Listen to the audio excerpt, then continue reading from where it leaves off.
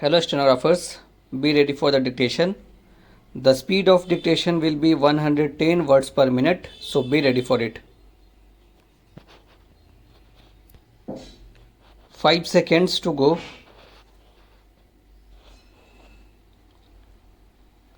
Start. Tomorrow we will celebrate the Republic Day. On this auspicious occasion, I am happy to greet you all, my fellow citizens at home and abroad, and convey to you my good wishes. This is no doubt a joyous occasion and we celebrate it with all enthusiasm. But this is also an occasion for calm introspection about where we stand and in what direction we are going. A few years back, our country was suffering from a deficit in food grains, and some people abroad had written us off as a country which could not be saved. In their view, our agriculture had no future and we would be exposed to recurring famines. These prophets of gloom had reckoned without our untiring Kisan, and they have been proved false. This country, which was producing 5 crore tons of food grains in 1950, has now reached a level of over 20 crore tons despite of floods and other natural calamities in several parts of the country. The credit for this goes to the Kisans, the vast majority of whom are small and marginal farmers. The developmental efforts over the last 30 years, which have been channelized by successive 5-year plans, have resulted in the execution of many major, medium and minor irrigation projects all over the country. The assured water supply from these projects, as well as production of fertilizers, pesticides and high yielding strains, have all aided the Kisan in ushering in an area of plenty.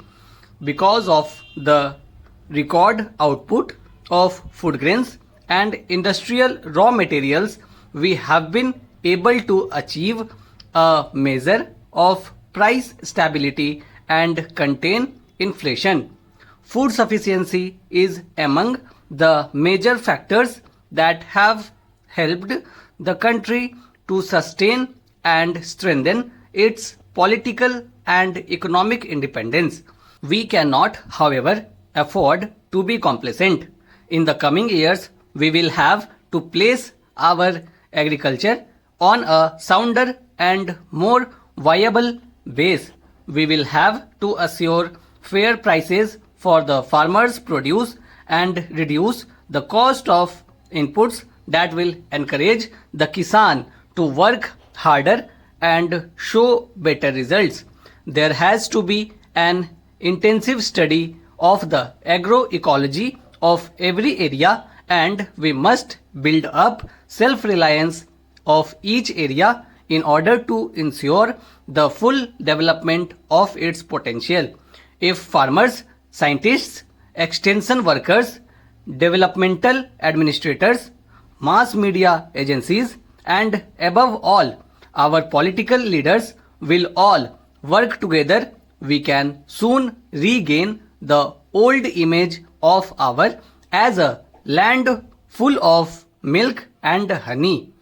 While this achievement is certainly within our reach, a radical change in the entire value of our urban societies is essential for attaining this goal. The brain drain and the depletion of resources from the village to the city must not only be stopped but must be reversed. The imperative need is for a happy combination of brain and brawn for achieving the rural prosperity. Those living in villages and our scientists and technologists who choose to work in villages must be provided with adequate facilities. The basic minimum needs of the rural people must be fulfilled without further delay.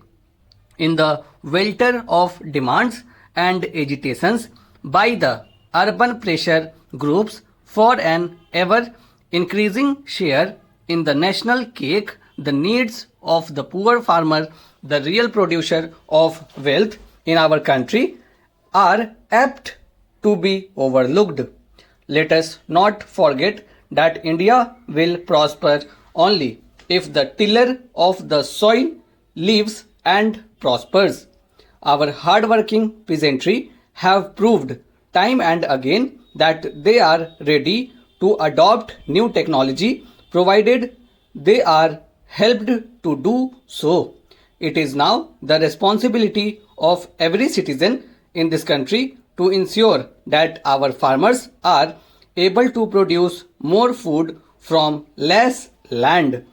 This presupposes considerable attention in safeguarding our basic agricultural assets like soil, water, flora and fauna so that productivity can be improved without harming the long-term production potential of soil and water.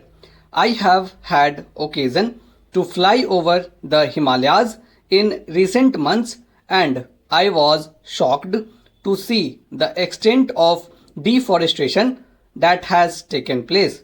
What was once all greenery has been reduced to barren rocks. Such denudation and the resultant soil erosion pose a grave danger to our future. Floods and droughts are caused by thoughtless destruction of forests. We should ensure that in our zeal to bring more land under the plough, we do not disturb the delicate balance of nature.